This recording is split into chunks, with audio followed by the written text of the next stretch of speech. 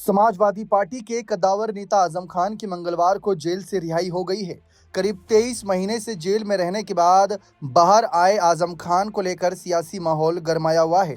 हालांकि उनके आगे का सियासी सफर आसान नहीं होगा, ऐसा जानकारों का कहना है।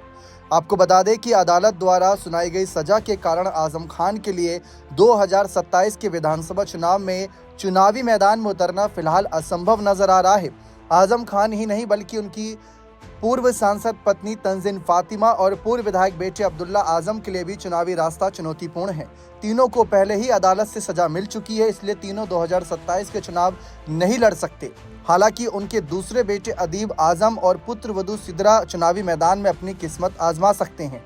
सिद्रा की बात करें तो 2022 के विधानसभा चुनाव के वक्त भी काफ़ी ज़्यादा सुर्खियों में थी, और जब उस सीट पर उपचुनाव भी हुआ था तब भी बहुत ज़्यादा सुर्खियों में थी कि सिद्रा को टिकट मिलेगा, क्योंकि आजम खान जब जेल की सलाखों के पीछे थे तो सिद्रा उन सीटों पर जाया करती थी, वहां मुआयना करती थी उस क्षेत्र में, और आगे की जानकारी सपा को सौंपा करती थी, ऐसी खबरें हैं।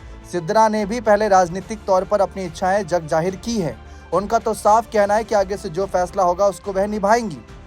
अदीब आजम की बात करें तो उन्होंने जिस तरीके से आजम खान के जेल जाने के बाद लगातार मीडिया में बयानबाजी करी, अपने पिता की सेहत को लेकर, सियासत को लेकर वह चर्चाओं का केंद्र रहा। लेकिन फिलहाल सबसे ज़्यादा तो सिद्रा की चर्चा है कि आजम खान की बहू चुनावी मैदान में आगे आ सकती हैं। लेकिन क्या आजम खान ऐसा होने देंगे?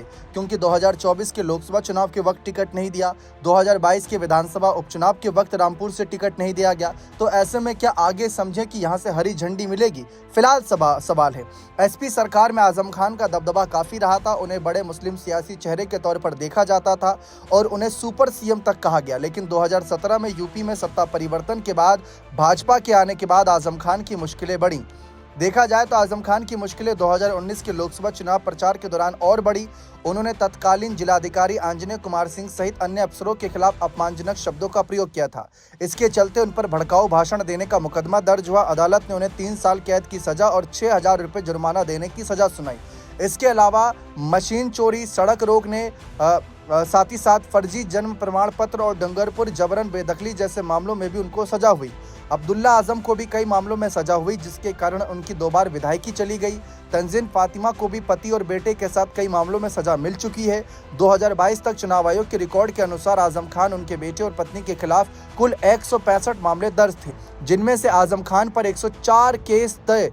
कानूनी विशेषज्ञों का मानना है कि इन सजा प्रकरणों के कारण फिलहाल आजम खान, उनके बेटे और पत्नी चुनावी राजनीति में सक्रिय नहीं हो सकते। वहीं परिवार के अन्य सदस्य भविष्य में चुनाव लड़ने की संभावना रखते हैं, जिससे आजम खान की सियासी विरासत को नई दिशा मिल सकती है। फिलहाल वो कौन होगा नया चेहरा? क्या वो अदीब होंगे या फिर वो सिद्रा होंगी? इस पर एक संशय बरकरार है। या फिर आजम को ही जिस तरीके से राहत मिली और वह जेल से बाहर आए, क्या पता तब तक राहत मिले ना मिले, वो कोर्ट के फैसलों पर निर्भर करता है। बने रहें चैनल के साथ। बहुत बहुत शुक्रिया।